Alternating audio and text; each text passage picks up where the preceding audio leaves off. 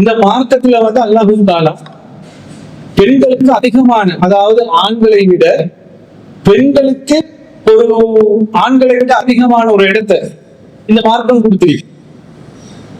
ஆண்கள் பெண்களை நிர்வாகிக்கணும் என்று மேனேஜ்மெண்ட் பண்ணக்கூடிய அதிகாரத்தை அல்லாஹ் ஆண்களுக்கு தந்திருக்கிறான். பெண்களை வந்து ஆண்கள் தான் நிர்வகிக்க வேண்டும் என்ற அதிகாரம் மேனேஜ்மெண்ட் வந்து ஆண்களுக்கு எல்லாம் தந்துட்டு, அந்த ஆண்களுக்கு கொடுக்காத சில முக்கியத்துவத்தை ஸ்பெஷலா வந்து பெண்களுக்கு அல்லாஹ் கொடுத்திருக்கிறான்.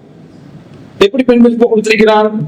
ஒட்டுமொத்த உலக மனித சமூகம், அதாவது உலகத்துல யாரெல்லாம் மனிதனாக பிறந்தாங்களோ, அது ஆணாக இருந்தாலும் பெண்ணாக இருந்தாலும் யாராக இருந்தாலும், ஒட்டுமொத்த மனித குலத்துக்கு முன்மாதிரி அல்லாஹ் பெண்களை தான் சொல்றான். இரண்டு பெண்கள், ஒன்று மரியம் அலைஹிஸ்ஸலாம், அடுத்தது ஃபிரௌனுடைய மனைவி. ஏன் ஒரு ஆணை சொல்லலாமே? அல்லாஹ் ஆணை சொல்லல, உலக மக்களுக்கே முன்னுதாரணம் அந்த ரெண்டு பெண்ணை சொல்றான்னா அந்த இடத்துல அல்லாஹ் பெண்களை மேன்மைப்படுத்துறான். அதே மாதிரி குழந்தைகளுக்கு அதிகமாக யாரோட அன்பு, அதாவது ஃப்ரெண்ட்ஷிப், தோழமை வச்சு கொண்டு அல்லாஹ்வுடைய தூதர் இடத்துல கேட்க போல அந்த இடத்துல அல்லாஹ்வுடைய தூதர் 1, 2, 3 ஃபர்ஸ்ட், செகண்ட், தேர்ட் என்ற 3 இடத்தையும் அல்லாஹ்வுடைய தூதர் உமாவுக்கு தான் கொடுக்குறாங்க. 4வது தான் பாப்பா கொடுக்குறாங்க. அப்ப அந்த இடத்துல பெண்களுக்கு முக்கியத்துவம் கொடுக்குறாங்க. இப்படி பல செய்திகள் இஸ்லாமிய இந்த மாற்றத்துக்கு பெண்களுக்கு ஒரு முக்கியத்துவம் கொடுத்ததுக்கு காரணம் உண்டு.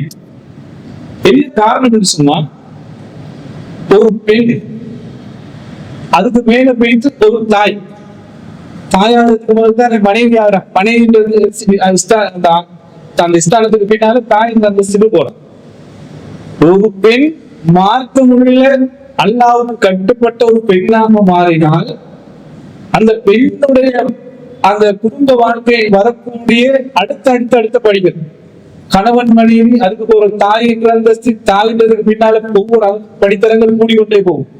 அந்த எல்லா படித்தரங்களையும் இந்த ஒரு சாலிகான அல்லாஹ்வுக்கு கட்டுப்பட்ட ஒரு பெண்ணாக இருந்தால் அந்த சமூகமே, அந்த குடும்ப பரம்பரையே நாளை மறுமையில வெற்றி அடையக்கூடிய ஒரு சமூகமாக மாறி, அந்த பெண் தாய் என்ற அந்தஸ்து அல்லாஹ்வுக்கு கட்டுப்படாத, அல்லாஹ்வுக்கு மாறு செய்யக்கூடிய ஒரு இடத்துல இருந்தா அதுக்கு பின்னால வரக்கூடிய ஒட்டுமொத்த சமூகமும் நரகத்துக்கு போகக்கூடிய மாதிரி ஒரு நிலைமை வந்து, அதுக்கு அல்லாஹ் திருமறைக்குவாங்க அழகான 2 சம்பவங்களை சொல்லி காட்டுங்க. அதுக்கு முதல்ல நீங்க பாருங்க, பொதுவாக வந்து இந்த சமூகத்துல சொல்லக்கூடிய ஒன்றுதான், எதை எடுத்தாலும் பாருங்க, உலகத்துல சொல்லும் போதும் தாய்க்கு முக்கியத்துவம், மார்க்கமும் தாய்க்கு முக்கியத்துவம் கொடுக்கின்றது. இந்த சமூக ரீதியாக இருக்கக்கூடிய இந்த ஜோன்ல, இந்த வலயத்துக்குள்ளே தாய் என்றவர்களுக்கு வந்து முக்கியத்துவம் கொடுக்கிறது. எங்கேயாவது எந்த நாட்டிலேயாவது தந்தை மொழி இருக்குதா?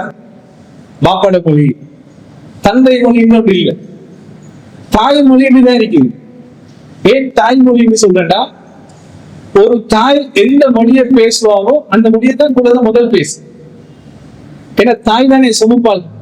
9 மாசம் 10 மாசம் தாய் சுமக்கும் போது அந்த தாய் எந்த மொழியை பேசுறாவோ அந்த மொழிதான் குழந்தைக்கு மொழியாக, முதல் மொழியாக, தாய்மொழியாக மாறுகின்றது.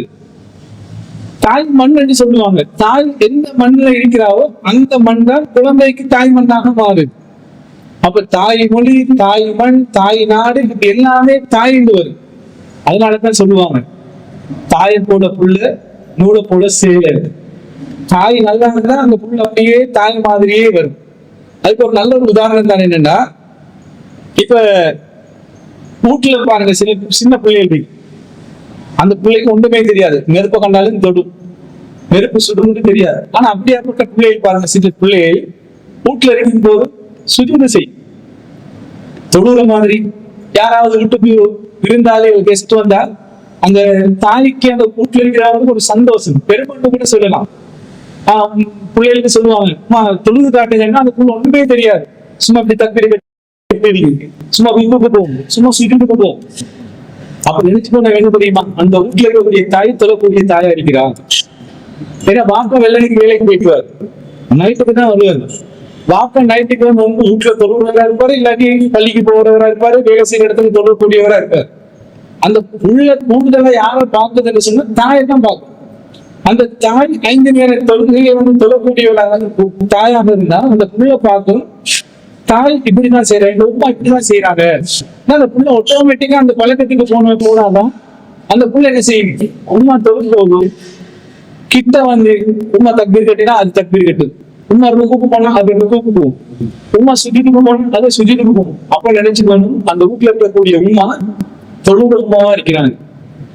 அதே நேரம் நூற்றி அடிக்கிற உம்மா தொழுகிறாங்க, எந்த நேரம் டிவியை பார்த்துட்டு இருக்கிறான், நாடகத்தை பார்த்துட்டு இருக்கிறான்னா அந்த சின்ன பிள்ளை என்ன செய்ய தெரியுமா? தக்பீர் கட்டுற புள்ள டிவியில போற அந்த நாடகமா போட்ட காதுக்கு போயிட்டு அந்த புள்ள தக்பீர் கட்டுறதுக்கு பதிலா ஏதாவது ஒரு பாட்டு வச்சுட்டு வைங்க, அப்ப நினைச்சுக்க வேண்டியதான் வீட்டுல தாய் சைத்தானா இருக்கிறாங்க. அப்ப அதுதான் இந்த தாய் ஒரு தாய் சரியாக இருந்தால், ஒரு தாய் அந்த இறைவனுக்கு கட்டுப்பட்ட வட்டாரத்துக்குள்ள இருந்தால் அந்த சமூகமே வந்து அந்த தாய்க்கு பின்னால வரக்கூடிய அந்த சமூகம் என்ன செய்யும் சொன்னா சரியான ஒரு முறையில வரும்.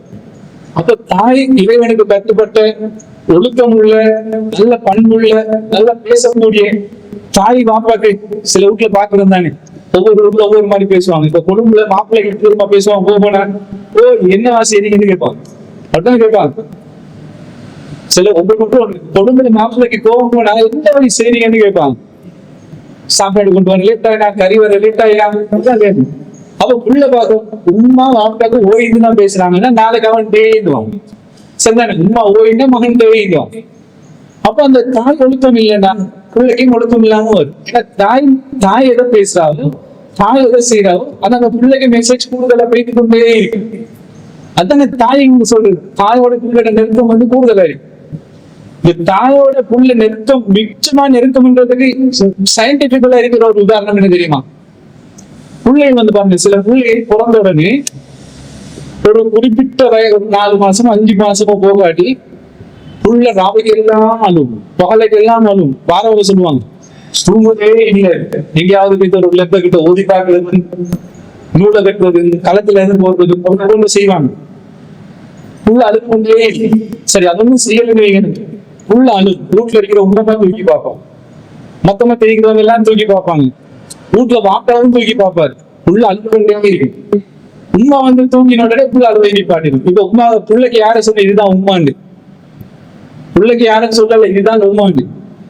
உண்மை தூக்கின உடனே பிள்ளையை அழுவை நிப்பாட்டுட்டாங்க.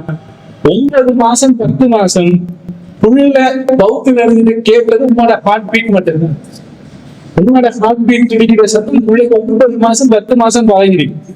மொத்தனோட ஹார்ட் பீட் பிள்ளைக்கு பழகிருக்காரு. உண்மை அப்படி தூக்கின உடனே பிள்ளைக்கு மெசேஜ் போயிடும், நான் பழகின ஹார்ட் பீட் தான் இப்ப எனக்கு வந்திருக்கு, பிள்ளை அழுவை நிப்பாட்டிடும். இப்ப பாத்தீங்கன்னா எல்லாரும் தூக்கி பார்த்த உண்மை தூக்கினா அழுவை நிப்பாட்டிடு. இறைவன் கொடுத்த மெசேஜ் அறிவு அந்த ஹார்ட் பீட்டை வச்ச பிள்ளை என்ன செய்யுது, அந்த புரிந்து இது தாய் தான் என்னை தூக்கினது புரிந்து கொடுக்கும். அப்ப அந்த தாயோட இருக்கக்கூடிய அந்த தொடர்பு எல்லாம் வந்து எப்படி வச்சிருக்கிறான்னு பாருங்க.